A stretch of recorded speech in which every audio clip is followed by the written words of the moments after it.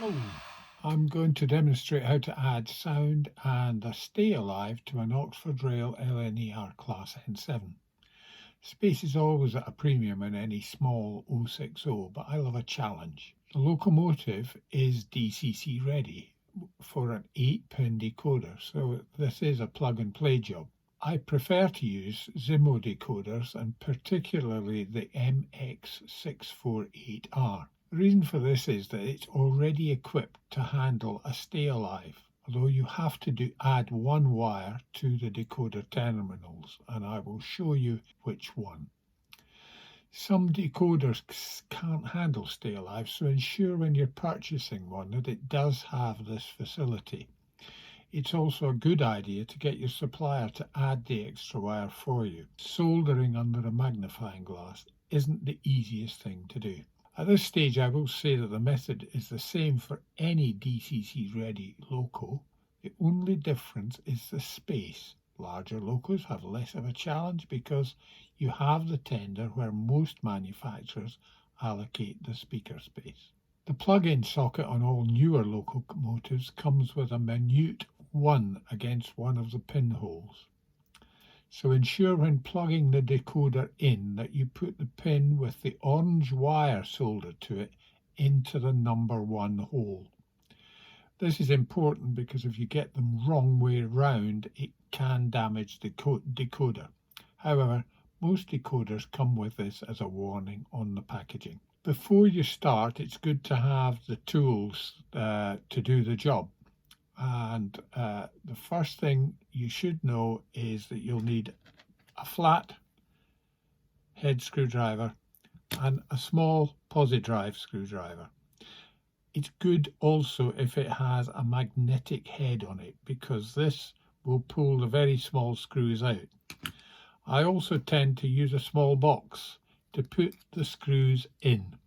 The last thing you need is them falling to the floor and not being able to find them. So keeping them in a little box like this is quite a handy idea. Other things you will need are some of this shrink wrap for the insulation. And insulation is so important because this locomotive and many of the others do have a lot of metal parts. And the last thing you want to do is to have a short circuit. Trust me, I've been there and it's cost you money. The other thing is some of this. It's just black gunk. It's really good because it's best to do is to secure the stay alive and the speaker into the loco. It's not a big problem when your locos are like mine and they stay permanently on a layout, but if you're taking them to exhibitions and boxing them up and moving them around, the last thing you need is a speaker and the stay alive rattling around inside the body. And finally, you will need a soldering iron. If you're going to do it, well, you've got to attach the wire, so you will need the soldering iron. And I have this fine one, which is really good for doing the job. Okay, so I'm sorry if I've made it sound complicated. It isn't really. But I need to emphasize the importance of insulation, positioning, and above all, patience.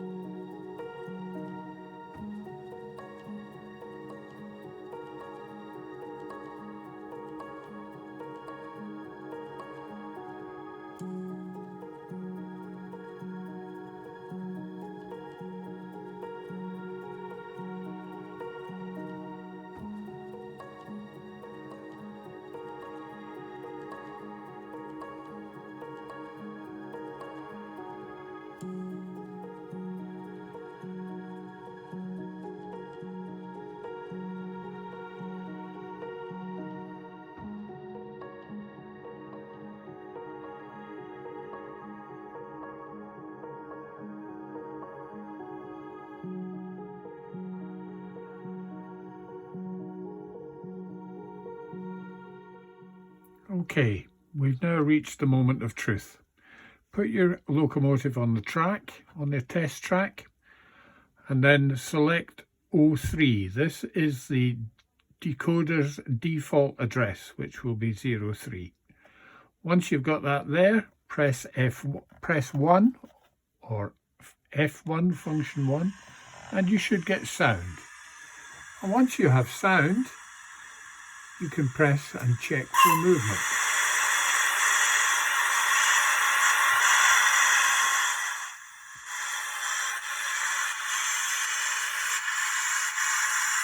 All looks pretty good to me.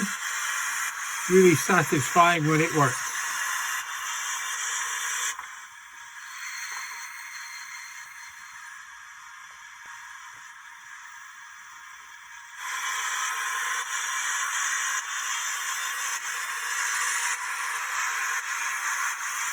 So there you have it. You now have sound into your LNER Class N7 062 tank locomotive.